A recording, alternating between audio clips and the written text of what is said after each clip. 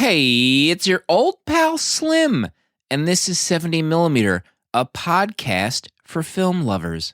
Every Monday, I'm joined by famous artist Danny Haas. It would have been easier to watch him tongue someone than to watch what he does to her face in Vertigo. And writer-poet Protolexis. I said this in a private DM, but I'm going to say it here right now. This is the beginning of a lifelong romance between 70mm and Letterboxd. I'm here for it. And together as friends forever, we discuss recently watched movies. Later in this episode, we're focusing on It's a Wonderful Life, starring Jimmy Stewart and Donna Reed from 1946. Will Jimmy's eyes hypnotize us yet again? Find out now.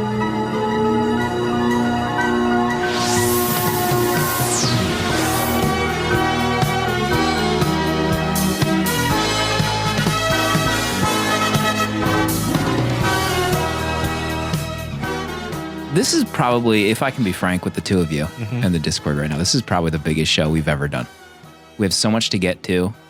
There's a lot of buzz in the air about HBO Max, Christopher Nolan, Denis Villeneuve. Who? Marvel, and Star Wars. It's all breaking as we're hitting the record button in the studio together, the three of us. But probably the biggest news is that in just 3 days, we sold out of the Letterboxd Director set of pins that we put up for sale on 70mmpod.com. Danny, how's it feel? Sold out of that bundle in 3 days. Feels great. Your work. You know, people enjoyed it enough to buy it. Worldwide. These are shipping everywhere in the world right now. Crazy. 70mm just went worldwide. That's the power of love and friendship and the infusion of Letterboxd. What those guys did over there, that group. Did you see that banner? The banner, my The banner gosh. was ridiculous. God, People this is the seeing beginning. Danny's work on letterbox.com, It's the dream. Stanley's face, Living the dream. you know? I said this in a private DM, but I'm going to say it here right now. This is the beginning of a lifelong romance between 70mm and Letterboxd. Wow. And I'm here for it. I don't want the honeymoon period to ever end. But it does. We're going worldwide. Just a quick note, there are individual pins still available on 70mmpod.com for the directors Greta, Bong, Spike, and Stanley. They're $15 each. Quantities are limited. So get in while the getting's good. And once that happens, Danny's going to retreat to his shipping vestibule and start packing away. You know? Good luck. Thank you. Next week's episode, we're going to get into it. We put it up to a vote on our Patreon between 3 movies. We left it up to the patrons in our Discord to vote for the final holiday movie. And just a reminder, it was down to 3 movies. Rare Exports, cult classic. If you don't know about that movie, look it up on Letterboxd. Babes in Toyland, starring John Wick himself, Keanu Reeves. And another classic, A Christmas Story. We put it to the villagers to vote. Settle the score, we said. To the shock of no one, they couldn't do it. They couldn't settle the score. It was a tie Again. between A Christmas Story and Babes in Toyland. 2-way tie. I feel sick. We'll settle it at the end of the show. We have to step in because when we reviewed Mel, you're on thin ice right now, Mel. Don't fall in. George won't be there You're to like save you. George Bailey's brother right now, sliding on a shovel. And down I'm that not losing ice. my earring to save you. Hee-haw. So we'll get into that later this episode, but just a reminder, our feature presentation this week is It's a Wonderful Life, streaming in both formats on Prime Video right now, colorized version, black and white. One of the hosts may have watched the colorized version. Black and white version's hard to find, admittedly, but we'll get into it. Part, did you watch any movies this week? I did. I had a huge week. Not only did I watch It's a Wonderful Life for this podcast, I was graciously invited to a different podcast called The Cinenauts. Excuse me. Yes, you heard me right. It actually when this is published and everyone's hearing it, the episode I was on will have been published as well. And they allowed me to pick the movie that we were going to cover. They cover movies in the Criterion Collection. So they said, Proto, you can come on the show. You can pick a movie, whatever you want in there. And I picked Federico Fellini's 8.5. Some say top 10 movie of all time. Really? I wouldn't go that far, but I enjoyed the movie tremendously. And even more so, I enjoyed discussing it with our ex-producer, Ian, who is a host of the show, along with our dear friend Catcher and Boom, the three of them. So I had a great time on that. 8.5. I actually haven't rated it on Letterboxd. Are you ready to reveal it right now? Yeah. I give it 4 stars. It's a wild movie. It's wow. As the kids say, it's a meta movie where it's a movie about making a movie with another movie inside of it. It's wild. I loved it. It's 60s Italian flick. They don't make them like that anymore. They don't make 60s Italian movies anymore. You can't. It's not possible. The time's gone. I sent a letter in for this episode of Cinenauts. We'll have a link in the episode notes for that episode and Proto's appearance. I can't wait to hear it. I tried to watch this movie over the course of 3 nights. Couldn't do it. I couldn't do it. This is a weird one. I was unfocused. It's subtitle movies. I've been watching a lot of subtitle French movies lately. I can do it. I can read. But I couldn't do it this time. Maybe it's the Italian. Maybe it is the Italian. Molto bene. That wasn't my rating for that movie because I didn't even finish it yet. So I can't even post it. That's right. What's the ruling on if I can't finish a movie? Can I leave like a diary entry with no rating and a like or not? That's cool, right? I think. That's what I've been doing. Okay. Yeah. There's been a few kid movies that I watched where I only catch half of it and I feel like I have something to say. But, I don't want to give it a rating because it might not, I don't know. That's just where I'm at. We're all on our own journey here. Yeah. Slim, whatever you decide to do, I support you. Thank you. What's next on your list for this week? I know that there was a big other movie you watched too. Big.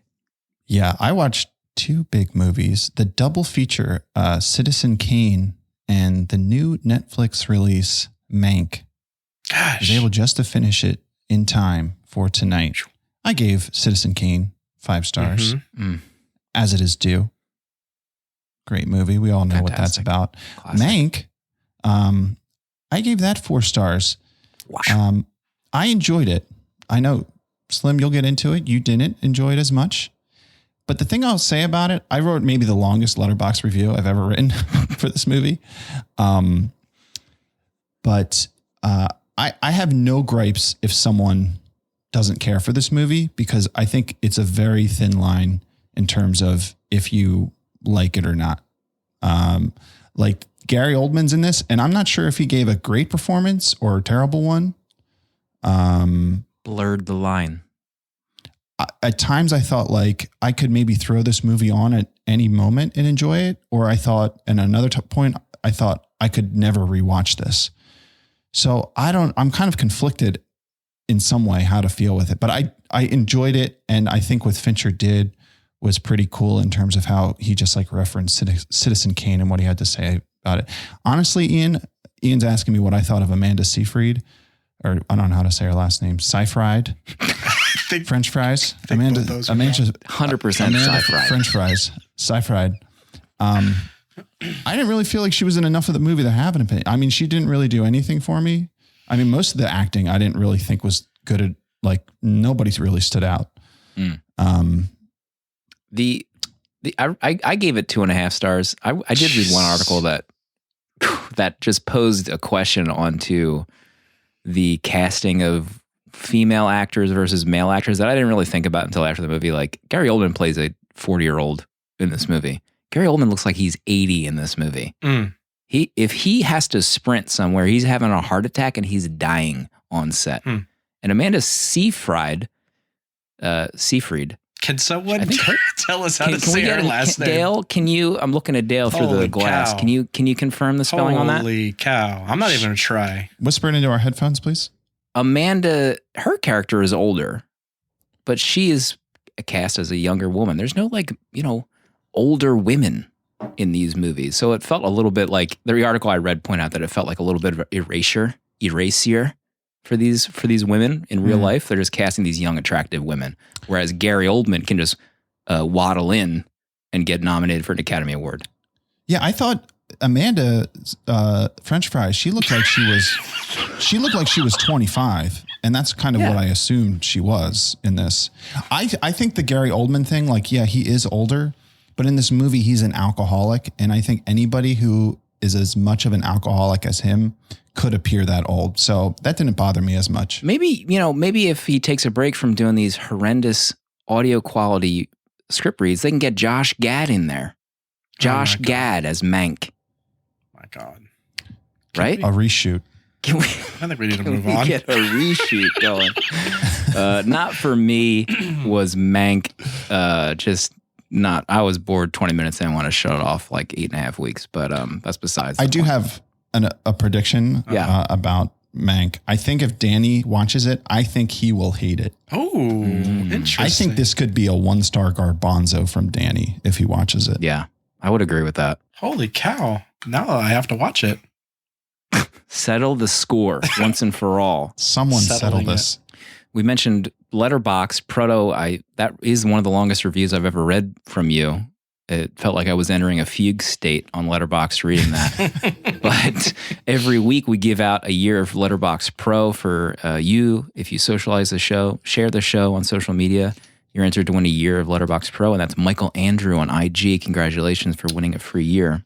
Congrats. And then just a reminder, you can get a discount on Pro and Patron status, 20% off using the link on 70mmpod.com at any time. If you want to just quick upgrade to get your stats, your streaming options, and get rid of ads. So there you have it. Danny, what did you watch this week? Well, to get it out of the way, I watched one more Bond film. I watched The Spy Who Loved Me, another Roger Moore movie. I actually gave it 3 stars and not a 2. That's a 5-star Bond rating right there. Yeah, at this point, it has to be. It's way too long, but there is an amazing. I actually really like the story. There's like half an hour needs to be cut out of this movie. The Lotus is amazing. I love the car and the car chase scene. It was good. 3 stars is fine for this movie. And then because of watching It's a Wonderful Life, I jumped into 2 Jimmy Stewart movies because I'm starting to really have a romance with him. I'm starting to love him a lot. Mm-hmm. Yeah. I watched 1939's Mr. Smith Goes to Washington, and that was incredible. He is amazing in this film. And, there's a moment, there's like some things that Jimmy does very well. And, everything. Everything, but also having his moments of, big speeches and like long talking points, and him filibustering in, the Senate was incredible. Like, he's amazing in that. So I would always recommend this film because he's so young in this too. He almost doesn't even look like himself a little bit in moments. But and then Casey and I watched The Philadelphia Story. It's pretty funny. Jimmy Stewart's amazing, and he did win an Academy Award for it. So I really wanted to watch it. I was on Criterion looking at what they had offering for it, so I was jonesing to watch this film. Oh, that's right. Yeah, you were looking at a Blu-ray. I was reading what features were on it, making ofs, all the things, the offerings. I was going to say, if you also wanted to make fun of Danny in our Discord at any time while we record or even during the week, you can do so at our Patreon, which you can find on 70mmpod.com. We just hit 56 patrons this week, which feels really good. Feels real good. So special shout out to KC, Franco, Elijah, and Ty for joining the Patreon this week and hanging out with us in Discord to talk movies and be friends, Thanks for joining, guys. We're all just looking for a little positivity this year, and I think there's a shining beacon of hope in our Discord right now. Did you watch anything else, Danny? We finished a movie tonight. We watched While You Were Sleeping, which is a perfect movie. Probably my favorite Sandy Bullock movie. Sandra Bullock. And if I could have one wish, it's for Bill Pullman's hair in this movie. Oh. That floppy mess he has? My God. Give me that hair. Bill Floppy Pullman. The flopping mess. I love this movie. So good. I don't think I've ever seen that. What? Does he have the same whisper that he does in ID4? Oh, he's got that whisper voice, and Sandy does her faces. That is just... I love this movie. Sandra. What about The Yeah, Net? I've seen it. When was the last time we watched The Net? The Net. I have that in the VHS down the basement. Gosh. Can we have a Sandy Bullock month? Oh my God. That The would be Net legit. And the Pelican Brief together. Oh my God. So we have musical month coming up. We have Sandra Bullock month coming up, tentatively. The train rolls on. We're still getting through Share Month. I mean, we can't even get through Share Month isn't right finished now. yet. Isn't finished. I'm getting the wrap up sign from Dale in the back of the studio. We're going real long. Going way too long. Real quick, I'll mention that I was trying to amp myself up for David Fincher's Mank, and I ended up buying the game sight unseen on Vudu. Add that to my library. I'm a big Douglas fan myself. Michael Douglas in a suit. Michael Douglas in a suit? Are you kidding me with that hair? I didn't know anything about this movie except for he's in some kind of like conspiracy wrapped up. He's some rich dude. Really enjoyed it. Gave it 4.5 stars. Sean Penn is in it. He's so young in this movie. He's like a child. I'm looking at my review. One of the darkest movies that I can really remember watching. There's just an incredible lack of light in this movie.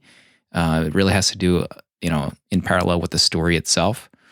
He's a single rich guy and he's bored. His brother tells him to join this company or like sign up for this thing. It's a lot of fun. It's this like third party that puts you through almost kind of like a scavenger hunt-esque thing, but in real life.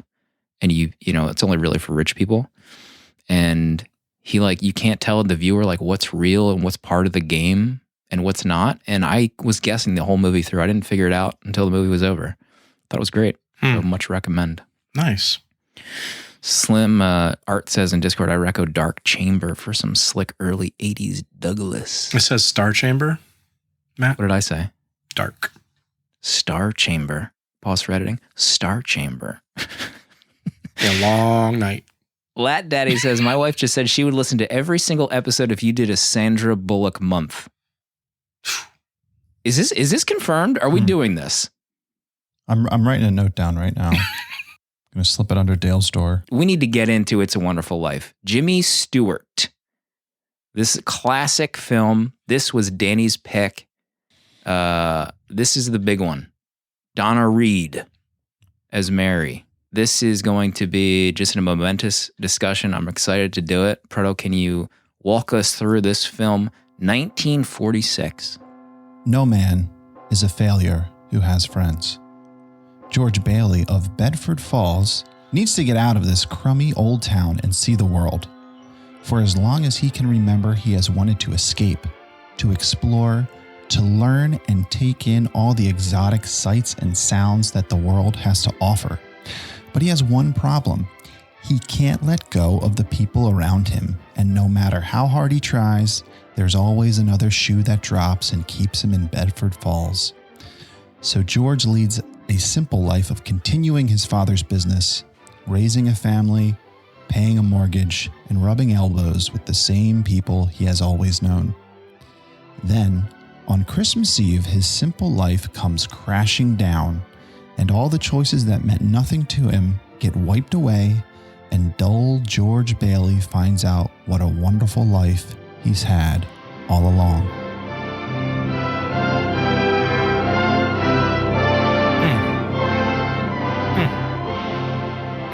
Man alive. This is Danny's first viewing. You might have watched it twice. There was whispers that you watched the colorized version, so you might have gone back to watch the black and white. Perto, when do you think the last time you saw this movie was? Probably last year, last Christmas. It's in the rotation for me. Yep, seen it countless times. It's in the Rolodex. Mm-hmm. Danny, how did you feel going through this movie for the first time in history as you begin your Jimmy Stewart renaissance? I was excited to watch it because I've never seen it, and I really wanted to. I always had like that. We call it slimfluence, but this movie was always that kind of movie where everyone talks about, and the angel quote at the end is always in everything. And I just never cared about this movie. And I think this year, because of watching Jimmy and some of the Hitchcocks with Rear Window and Rope and Vertigo, that I think I was finally at a place to be ready to watch this film. I mean, the most I had seen this was probably in Home Alone 2 when they were watching the French version in their hotel. He's like, no. So that's the most I've seen of It's a Wonderful Life coming into this. So I was very excited to watch it. Probably the majority of people listening have seen clips of this movie in, everything. I don't know, greatest movies of all time clip show. And they just play like random clips from this movie. The famous one of him, telling people where their money is. It's at Bill's house. Like, no. And then like that scene is in every montage in history. His daughter doing the Angel Gets His Wings. That's everywhere. Like you kind of know this movie before you ever really see it or sit down and watch it as an adult. So I have so many notes for this. I tried to get like a top, and in this form we tried to do like a top 5 list of things we want to talk about, good or bad. I got like a top 20 at this point. Whew. Just right off the bat, get into it. I think maybe I cried during this movie maybe 5 times. Oh my. Like, I can't even contain myself when I'm watching this movie. First scene that I have written down, it's kind of in order. He's working at this like pharmacy ice cream shop as a kid. First of all, that kid I thought was amazing as a young Jimmy Stewart. I don't know how they did it. It's like how they did Captain America. This is early CGI. Yeah. This might have been the first instance. That's how they did it. The poison capsule scene where his employer finds out that his son has died in war and he's drunk getting these pills together for this woman. And young George Bailey, he goes to his dad. He tries to tell his dad. He comes back and he doesn't deliver the pills because he knows it's poison. And the guy starts like slapping him in his bad ear, both ears. God. And he finally tells him like, I couldn't do it. That's poison. It's poison, Mr. Cow. And then he realizes it and he apologizes to George. They're both hugging. They're both sobbing. Unfreaking real. This movie. This is like the first 10 minutes of this movie and I'm already losing it. I mean, maybe we don't have a bottle of poison in a pharmacy. It's labeled poison. Listen, this is 19. What year was that happening at? Nobody knows. It's a different time back then. It's labeled poison. It's a different time back then. Why is it on the counter? He's drinking liquid cocaine for all we know back then. Okay, Matt. That's a tough spot for a young kid to be in. Especially he goes to his dad to try to get help from dear old dad. He knows what to do, as the sign says. And, his dad doesn't have time for him. He's dealing with Mr. Potter. This scene's a great example, though, of how a movie can morph and your understanding of it changes as you grow older. Because I watched this movie when I was so young. I've seen this movie so many times, watched it growing up. And there was a time, if I was like under 10 and I saw this, there was like, I had no idea what was going on in this movie. I don't know what savings and loan is. I didn't know Mr. Gower was drunk. I didn't understand that scene at all. Yeah. Like when I was a kid, I had no idea what was going on in most of this movie. I remember like, I probably had a period where I watched it when I was young and then didn't watch it for 5 or 6 years and then like I was 16 and I watched it again and it like blew my mind that I was like, wow, I've seen this. But I didn't understand any of it the last time I saw it. And now that I'm a little bit older, I do. One of my favorite things in this is how that first scene, Mr. Gower, he looks like he's 95 and he's going to die tomorrow. Then George ages like at least 10 years. And all of a sudden, Mr. Gower looks like he's 70 years old. Mr. Gower gets younger the further this movie goes on. The CGI in this film is unreal. He looks like he's 55 by the end of this movie. Gary Oldman could play this character fresh off the set of Mank, and it would make sense. Art says he quit drinking, so that helped his health. That makes a lot of sense. We've already talked about that. It's funny not knowing anything about this film. I mean, I've seen the scenes, but I couldn't tell you what this movie was about. And so the first scene when all the prayers are going out to George and like every single person and like kids are praying for him, I'm sitting there thinking, what the hell did this guy do? Like, why are all these people praying for George? Yeah. What has he done? And I was like, oh God. That was my second sentence. How about the amount of people praying for George? Holy Man alive. moly. Must be nice. Just everyone in that town before they go to bed. How about everyone in the town being religious? First of all, no atheists on the shot as they circle through the town. Yeah, just an atheist. He's just sitting at his dinner table. He's not praying. He's not doing anything. But he hears the prayers. Well, what about like that scene where they introduce the angels and they're like, they have the galaxy is like the talking nebulas. Up. Yeah. What is that about? I love the pronunciation of the name Joseph in this movie. Joseph. It's like it had a Z in it. It was crazy. It was a little cheesy. It was cool, I guess. Yeah. Doesn't hold up as well over time. The kind of fun, I don't know, the elder angel that doesn't have wings. I guess it still kind of fits in the movie. Some of the reviews I'd read, Mikey P. Villager left a review. He gave it one of his patented positive ratings, but a negative review. And he kind of felt like it would have been even better without the angel aspect, and almost like he wanted George to kind of discover this for himself without any kind of outside help. So I thought that was an interesting perspective on a fresh reviewing. I mean, without the angel, George kills himself. I mean, that's true. I mean, come on, Mikey. Mm-hmm. I don't know what Mikey was thinking. Let's remove the guy that saves Mikey. The guy. There is one point that I wrote down that would have been, everyone probably has seen this movie, so I guess it's okay for us to skip ahead. But when he has that full mental breakdown, when his coworker loses the money, which I think would be the equivalent of like a couple $100,000 in today's, like they're wiped out. He just loses a couple $100,000. And the bank's just over at that point. And he's going to get arrested, scandal, put in jail. He has the mental breakdown at home. And there's just one moment where he's like talking to Mary, his wife. She knows that something is just way wrong. George, why must you torture the children? Why don't you? Mary. He doesn't say anything. He just leaves. Like, can you imagine him just saying, Mary, I need help. Him communicating with his partner in that moment would have transfixed this entire movie. Mary ends up saving the day, obviously, at the end of this movie, but like, if we're in Mikey's alternate universe where the angels don't exist, him just talking to his wife, they could have solved this lickety split, He wouldn't even have had to attempt suicide. I mean, George is a good guy, but Mary is a superwoman. Yeah. In this.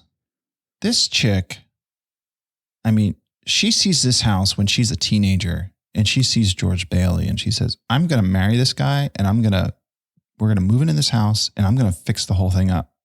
And that's exactly what she does. While she raises 4 kids, I was just gobsmacked once again by what Mary was capable of. She's amazing in this movie.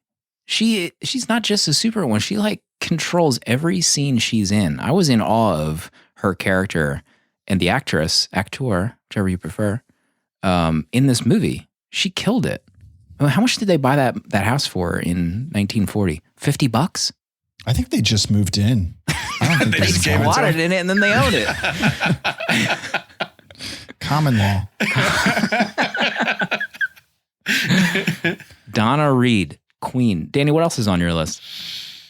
I loved the first scene with Jimmy when he's getting the briefcase, because it's at this point, I mean, in what I've seen of Jimmy, it's like, it's so classic Jimmy Stewart. His profile, he's 20 feet tall. He's like, whoa. He makes his noise. Priceless combs. No. Oh, look, Joe. Now look, I want a big one. He makes his Jimmy Stewart noise looking at this briefcase. And I really love him. I love him in a 3-piece suit.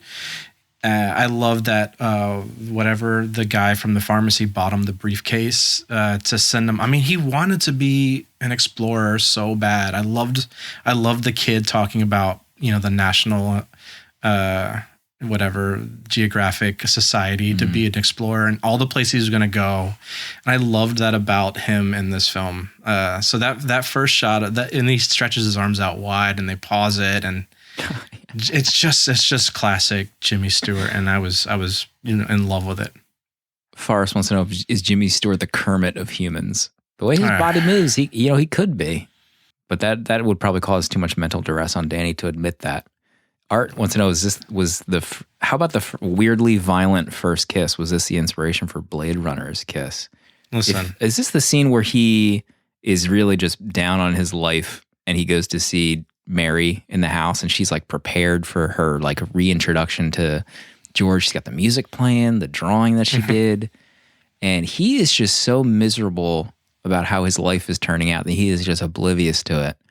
And when they share that phone call and he's like so close to her, he's like smelling her and he realizes like what's in front of him, and they have it, and they both like start sobbing and kissing each other. Also, I think that was crying moment number 3 for me in this movie. But if you had any indication of how this show works, if I cry 4 times at a movie, you know what the hell rating I'm giving this movie, okay? So there's no guessing game around this. But I love that scene. I did love that scene. I mean, I'm on record. I mean, I love Jimmy, but I'm on record stating how bad of a kisser he is on screen. And when we saw Vertigo what he did to her face, it was... If you love someone, you rub your face across their face. Matt. In the 40s. Another steak rub. They didn't have the MPAA back then. You couldn't just tongue someone on screen. You had to face rub them. It would have been easier to watch him tongue someone than to watch what he does to her face in Vertigo. Get that mental image going. Pardo, what else is on your list? 2 scenes that I love that go together is the moment where George almost gets away, but he gets pulled back into Bedford Falls. Every time I see this, I'm still wishing that he gets away. The first is when he confronts Potter at the savings and loan right before he's about to leave for college. And then, one of the members of the board, he comes out and like, they want to go with you, George. And he's like, I'm leaving. I have to go. My train is here or whatever. And he turns away and they say, Dr. Cameron, let's get this thing straight. I'm leaving right now. I'm going to school. This is my last chance. Uncle Billy here. He's your man. But George, they'll vote with Potter otherwise. And then like the music stops and he freezes and it's like up close in his face. And you're just like, oh, George, just go, George. Yeah. Like your whole life is out there. I love that scene. And it makes me anxious just seeing it, because like they just convey so well just the passion and like his desire to get out of Bedford Falls and see the world, that he wants that. And then the other time is on his wedding day when, him and Mary get married and he's going to leave and just go on a honeymoon. And he gets called back to the savings and loan. There's a run at it. So yeah, those 2 scenes, I kind of dread them, but I just love them. And I think those are like some of the shining moments for Jimmy Stewart in this movie. Yeah, the speech that he gives to Potter in that boardroom meeting was amazing. There's multiple speeches that he gives when Potter offers him a job, which I think would have been like $400,000 a year to just walk away from his like housing, area that he built for people that couldn't really afford a house, and offers him to just run my properties for me, $400,000. Just end this, end your savings and loan. The Mel referenced how the savings and loan and how her view changed on it as an adult with Bernie Sanders, but the idea of his father as a banker being someone as a force for good in the community is such a foreign concept now. Like, this is just totally gone, at least in my opinion. Like, we had like small banks where I grew up, but the concept of them wasn't like, at least in my view at the time, like, oh, they're helping out people that can't afford things. Like that is that just gone? And now we have like PNC banks and all these other banks. Like, does this even exist anymore? I don't bank, so. Danny's got all his money under his chair right now. I don't know. In the cushion. That's what he's sitting on. Idiot, this stuff works. If anyone makes a run on Danny's chair, it's game over in that house. But yeah, the speech of him, the run the bank scene is amazing. The speech to the people later in the movie. So the other one I have is when he's handing out his own money for the honeymoon. I'm crying again due to the run the bank. He's telling the people that Potter isn't, selling. He's buying. He's buying you. Now listen to me. I beg of you not to do this thing. If Potter gets a hold of this building and alone, there'll never be another decent house built in this town. He's already got charge of the bank, he's got the bus line, he got the department stores, and now he's after us. Why? Well, it's very simple, because we're cutting in on his business, that's why. And because he wants to keep you living in his slums and paying the kind of rent he decides. Joe, you had one of those Potter houses, didn't you? Well, have you forgotten? Have you forgotten what he charged you for that broken down shack? Here, Ed, you remember last year when things weren't going so well and you couldn't make your payments? Well, you didn't lose your house, did you? You think Potter would have let you keep it? Can't you understand what's happening here? Don't you see what's happening? Potter isn't selling, Potter's buying. And why? Because we're panicky and he's not, that's why. He's picking up some bargain. Now, we can get through this thing all right. We've got to stick together, though. We've got to have faith in each other. But my husband hasn't worked in over a year, and I need money. How am I going to live until the bank opens? I got doctor bills to pay. I need cash. I mean, Mary offered it, which was great. How much do you need? Hey! God, she holds up the 2000. Superwoman. I mean, she just gives it away. That was their honeymoon money. They were doing everything with that money. What a catch. God, Jimmy. The handshake, when he gets the job offer from Potter, and oh my God, Mary's baseball cap, Beck says, that hat she was wearing, we need to get that in the story, ASAP. Can we somehow get, can we get that? Did you notice that hat she was wearing, Danny? What hat? It was almost like a dad hat, but it wasn't. It was Mary like a really short dad hat? It was like a short brimmed cap that was just like going I don't even know what those are called. Maybe Amazon colored it out. I think when she was doing her wallpaper in her house, she had it on. What? Yeah, it was amazing. But yeah, when he shakes the hand of Potter, when he gets the job offer, he's like, I'll sleep on it. And he shakes his hand and then he pulls his hand away and looks at it. And he's just like, what have I done? Like the hand was ice cold. Oh my God, what a scene. The full mental breakdown scene I had as well. And just overall, I view this movie as way more powerful than Christmas Carol. Any sort of Christmas Carol movie. Like Jimmy Stewart's trajectory in this movie, being aware of your worth and your value and becoming cognizant of that, I think that's just so powerful. It's just like unquantifiable. And that's different than what Christmas Carol, like kind of the lesson. I know there's a different kind of lesson in Christmas Carol, but I don't know. This is just so powerful. And I wish more adults watch this movie, more so than Christmas Carol. Another scene that I love, and this kind of goes into like just George being upset with his life, is when they're going to like that new development of houses that they build. And I don't know if it's Mr. Keller. It's somebody with like a family who's like moving in and they're like Martini. Yeah. Like he's getting a house, his family, they're moving in. And then Sam Wainwright is there, Donkey Boy, who is a big wig off in a different city. And they're talking, and he's saying like, George, you should have, shame you didn't get into plastics. You would have been off like me. Your life would have been easy street or whatever. He's like, all right, well, we're driving down to Florida, and they got a chauffeur, and they leave, and then George, he just kicks the door shut of his car, but him and Mary, like, they don't even say anything because they both know what he's thinking. And I feel like, I haven't had a moment like that. But that is like such a marriage moment where you have a conversation with somebody and like someone was just totally triggered and neither of you have to say anything. You just know like what the deal is. Mm-hmm. I just felt like that is such like a real raw moment in a relationship that it's just perfect. I wrote the same thing down. Just the silence between the two of them walking back to that car. Whew. Man. I haven't had a moment. I haven't had a moment exactly like that. I've had many a moment like that. My Danny, what else you got? Next on my notes says, George, I need you to stop kissing your mother like that. There was a moment where he kisses his mom on the lips for way too long. And so that's in my notes. I loved the quote, what was your favorite sounds in the world? And he said anchor chains, plane motors, and train whistles. The dude just wanted to be an explorer. I just love that about him. Man. I mean, mostly it's just quotes. He's making violent love to me, mother. That was a great thing that she shouted at her mom from downstairs. Yeah, there's just so much. For me, the suicide scene on the bridge was pretty crazy. I mean, there's so many. I mean, honestly, after watching what he won for Philadelphia Story, his Oscar, I feel like he should have. This performance in this film of Jimmy is top notch, especially when after he crashes his car from getting drunk and the stuff he does after that. It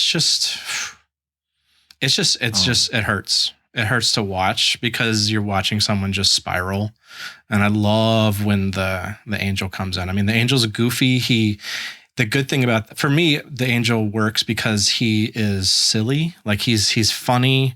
He's just a not a funny looking guy, but he's like got that like animated look to him. He's just, he's a character. And so that really like, kind of took a little weight off the scenes when he kind of made his comments. And I was appreciative of that because there was some heavy stuff. I mean, we're literally talking about suicide and him going into like, gosh, yelling at his kids and stuff like that. Like those scenes are, I felt it. I felt those feelings because of yelling at 4 kids. I mean, I've been there, I feel like. So yeah, there was some great stuff from Jimmy in this film. Yeah. I think, for me, I think this movie turns into complete magic when after George finds out that he's gonna go to jail or whatever, they're gonna come for him after he leaves Potter, and he's at his house, or maybe that's after, but he's at his house and he's just like so distraught. They're getting ready for a Christmas Eve party there. The kids are, banging the piano, running around the house, and he's just like walking around like in a daze. Like from there on, the whole movie is just like magic. And like, that's the reason I watch this movie every year. Cause I just love everything that takes place after that. One of my favorite details of that is when he freaks out at the family, and this is the only time you see it, but like he has a corner in his house that's like devoted to him and like him doing architecture, where he has like this model bridge and like these skyscrapers, and he just like trashes the whole thing. And I love that because it's like a total representation of him like trying to have this bit of this life that he wanted, that like he was never able to get. And here he is. He has like this 6x6 space in his living room where he's like trying to like keep the dream alive, and then he just like trashes the whole thing because he just knows it's over. I just love that. Yeah, you can see the wheels turning in George's head when he has that one where he realizes the money's gone and he actually just goes to Potter to get a loan. He like finally reaches his like low point and he offers the life insurance, and Potter says, "You're worth more dead than you're alive," because he didn't have enough equity in the life insurance. So that's when you can like see almost like the light bulb go off in his head as an option to kind of get the money back. My last like major note that I added was the entire ending of this movie. When he gets back to the house and hugs his kids, just absolute waterworks coming down my face. It's like someone threw a glass of water at me. And when she comes back to the house and she runs up the steps, there's just so much joy in that moment. And then she reveals that like she's getting the money back. Like all she did. So everyone comes into the house with like a barrel, like this basket of money that people are donating. And that all she said was that George needed help. And no one asked for any other, I'm like crying right now. No one asked for any other details besides knowing that he needed help. That's it. Like your impact on people. Then I think like the donkey boy sends a telegram saying that like, if you need to borrow upwards of $25,000, yours. Wired. Like, are you kidding me right now? And then he's finally called the richest man in town, lost it then. And then the quote at the end of the movie, which Perta read, "No man is a failure who has friends." Just absolutely words to live by. So yeah, those are my major notes. But I was just a total mess at the end of this movie. 5-banger, obvious 5-banger. I had it at 4.5 stars before I hid my rating. I couldn't believe that I had this at 4.5 stars. Idiot, Slim. What I experienced on this viewing, have I changed that much since my last viewing? I couldn't believe it. Yeah, I mean, taking that stuff for granted, it's just, as an adult watching this, like, man, just so impactful. Danny, did we miss anything else that you had written down? I was just scrolling through. I had a great article pulled up about Jimmy filming this film because he had just spent almost 5 years away from Hollywood in the war and came back with terrible PTSD. And so filming this was his first movie back after fighting. And there was something that Potter, the actor that played Potter, there was like moments where Jimmy was down on set and stuff like that and having a hard time. And the actor that played Potter went up to him and said, is it better? I mean, gosh, I was trying to find the quote. It was something on the lines of, would you rather be dropping bombs on people or entertaining people? And so or what makes you more happy or something like that. And apparently the actor that played Potter was one of the guys that kept Jimmy kind of going through this film, and he was very positive for him. Wow. So it's crazy just to think that he came from war to do this. It's pretty nuts. That's pretty much, I mean, all my notes we've pretty much gone over.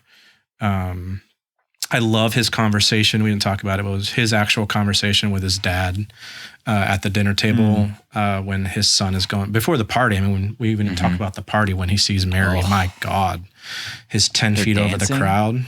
They're doing that dance? Yeah, and then the walk home and the giant baggy clothes. I like when he leaned in and he said, "Pop, you might want to shock to think you're a great guy." He says he's a great guy. Love that quote. So yeah, this movie, I did, because of Letterboxd, I clicked on the link and it took me to Prime, and that's how I watched the colorized version of this. I didn't realize that it wasn't streaming, or I didn't realize it was also streaming black and white. So whoever colorized this film needs to be fired. There's no need for a colored version of this film. The black and white is incredible. So I did watch it twice this week. I had to watch the black and white version. This is a 5-star, easy 5-star movie. There's no question about it. I love Jimmy. I love this film. The whole cast in this film is pretty great. I mean, the girl that plays Violet's great. I love his friends in this. The cop is great when they're singing on their honeymoon. It's just good. This is such a good film.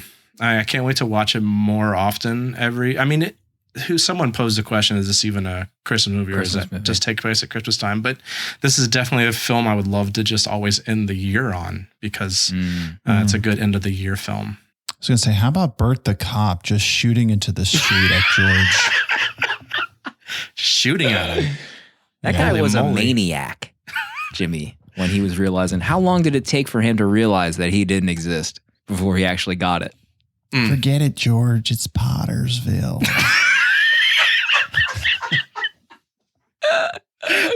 Stupid ass.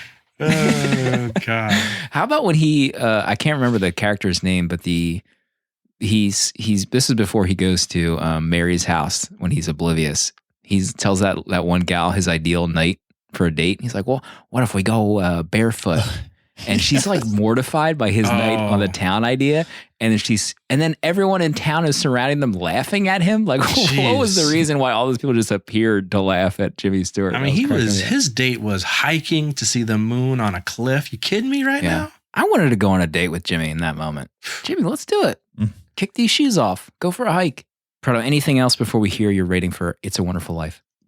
Last thing I'll say is I in the second half of the movie, when he gets to see what it's like without him having been born, just the mood shift at that moment, the way the music changes. I love that shot of him running down Main Street of Pottersville, just like looking at what the town would be without him.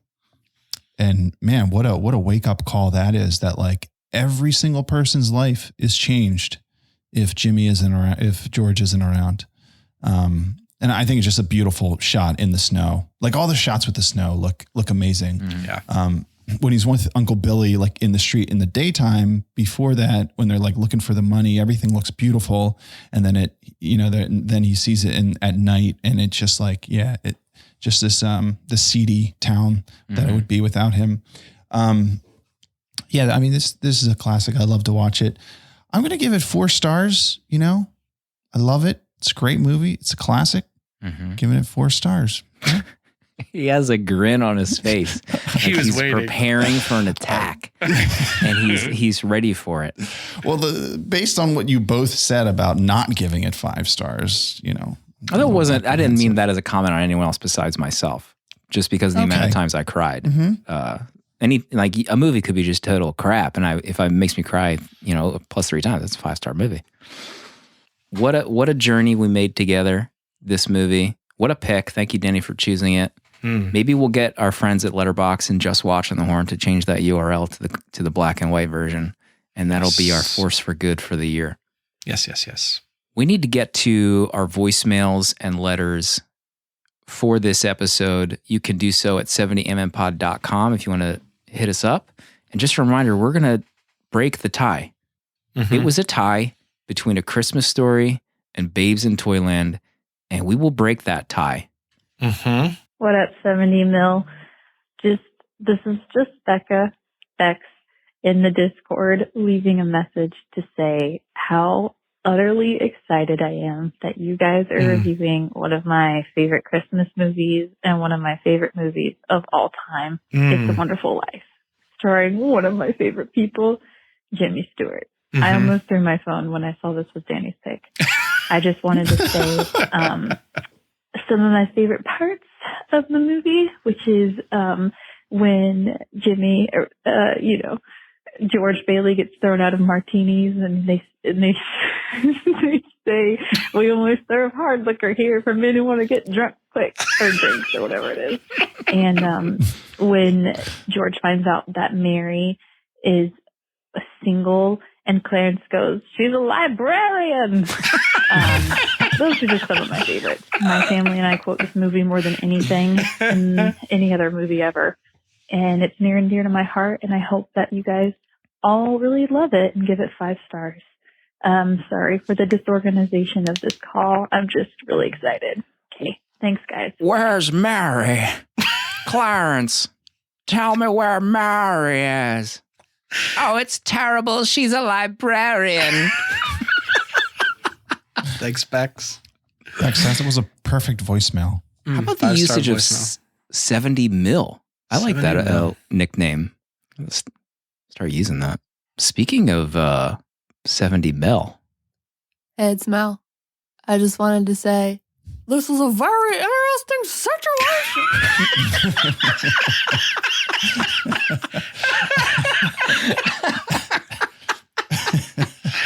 Oh my God. I can almost visualize Mel's mouth, like her mouth opening in the corner, trying to do that impression.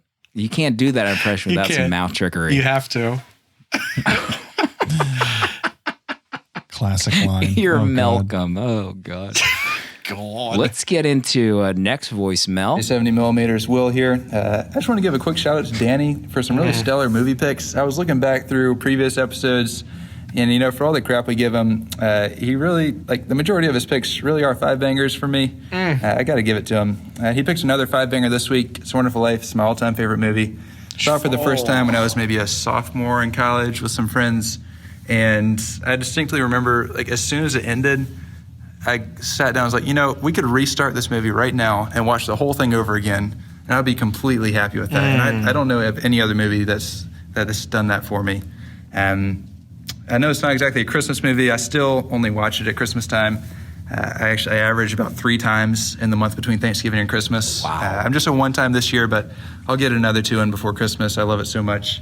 My favorite scene is probably the run on the bank, if I had to choose. My wife's favorite part is when George and Mary see each other at the dance for the first time. And that scene, I'll laugh out loud every time at, why don't you stop annoying people? And everything Jimmy says is just perfect. It may not be a perfect movie. Maybe it's a little cheesy, but I still love it like no other movie. Also, I'll close with this. If anybody here says that things really were better off without George, let's meet out back, and I'll show you how I feel about that. But anyway, I got that off my chest. excited to hear this episode. So glad you guys chose it. I'll talk to y'all later. What a threat of violence. Yeah. After that, It's a Wonderful Life voice. Any more Jimmy Stewart impersonations need to be sent video clips in of them doing it. You gotta see what their mouths look like. See their face. Shoot. We have one final VM, and it's from the host of the Cinenauts pod that Proto guested on. What is up, 70mm? This is Ian, longtime listener, first-time caller. And I was going to leave a message talking about It's a Wonderful Life, but then I was watching the Batman animated series Blu-ray, and on the second episode, this happened. The Spirit. The Joker's escaped from Arkham Asylum, Robin. And you really think he's going to make his move on Christmas Eve? Even scum spend the holidays with their families. He has no family. Okay, I'll make a deal with you. If we go out on patrol and Gotham is quiet with no sign of the Joker, we come back here, have Christmas dinner, and watch It's a Wonderful Life. Oh, my God. I've never seen that. I could never get past the title. It's a deal, then? Deal.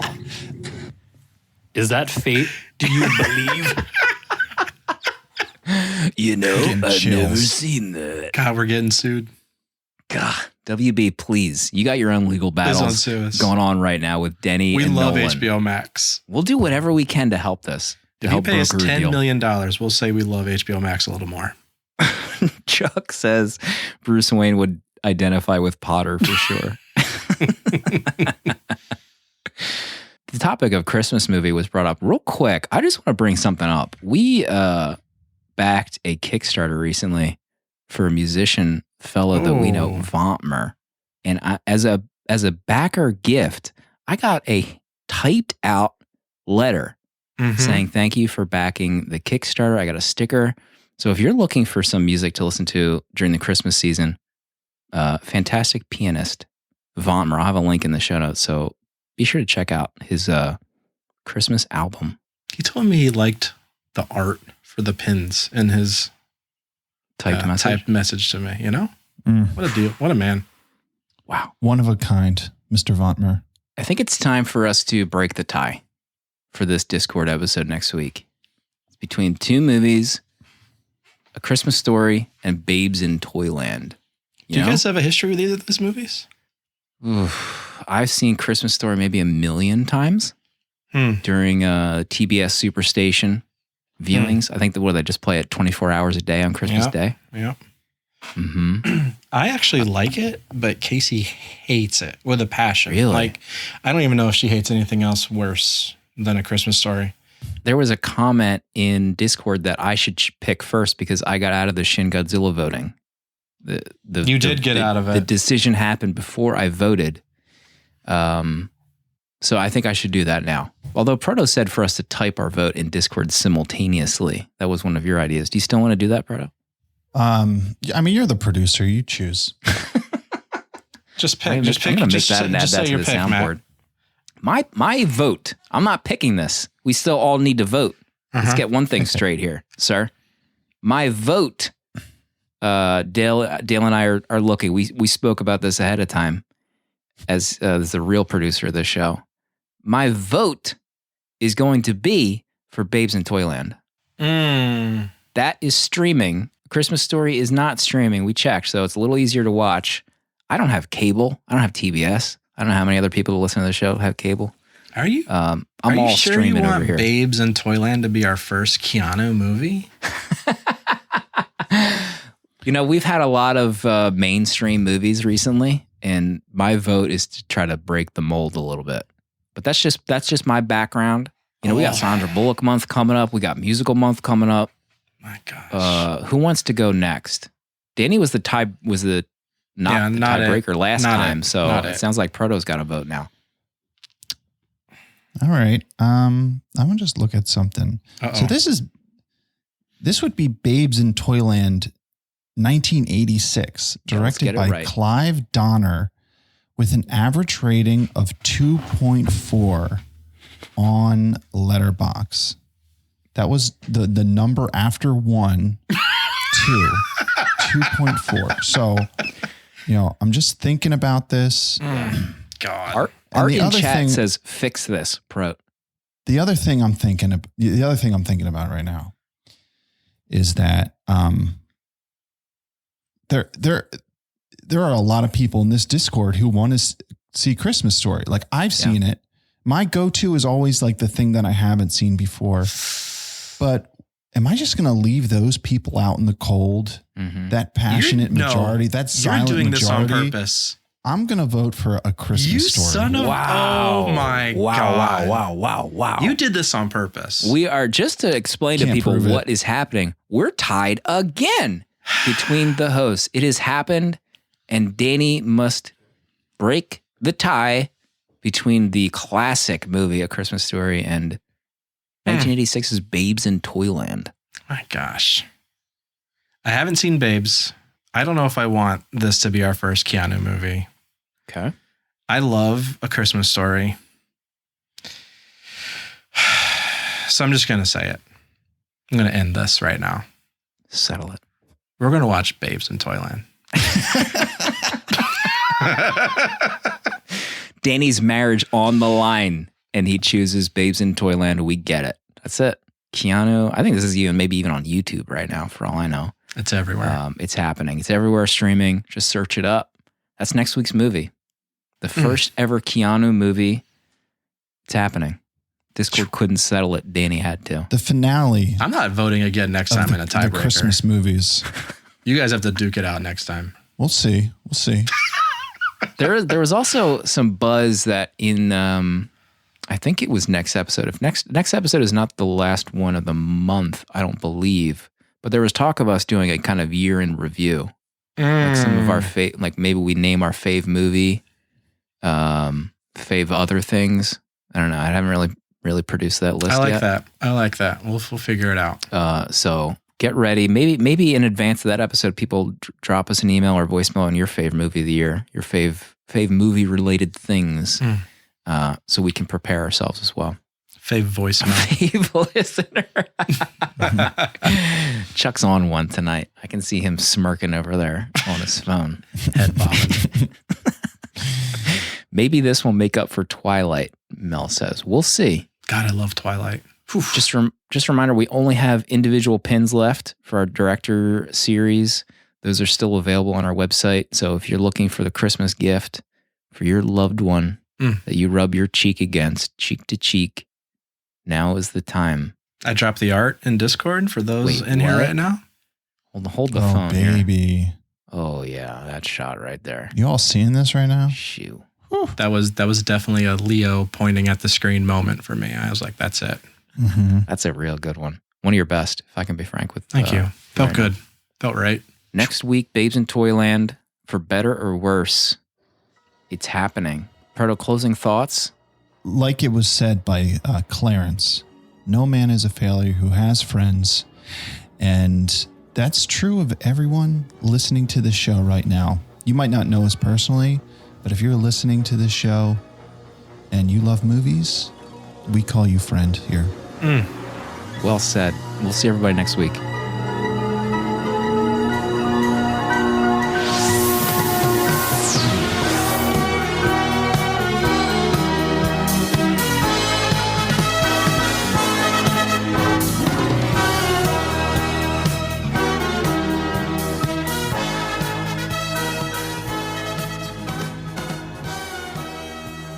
$70mm is a VHS Village production and produced by Dale_A.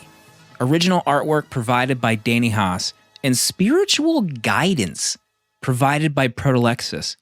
Prints and other merch are available at 70mmpod.com. This episode was mixed and edited by me, Slim. You can support our Patreon for early access to episodes, discounts on merch, a physical membership card mailed to you, and access to our Discord to talk movies with other villagers. If you'd like to support our friends at Letterboxd and upgrade to Pro or Patron status, you can do so with a 20% off discount at checkout on the web using the code 70mm. Goodbye.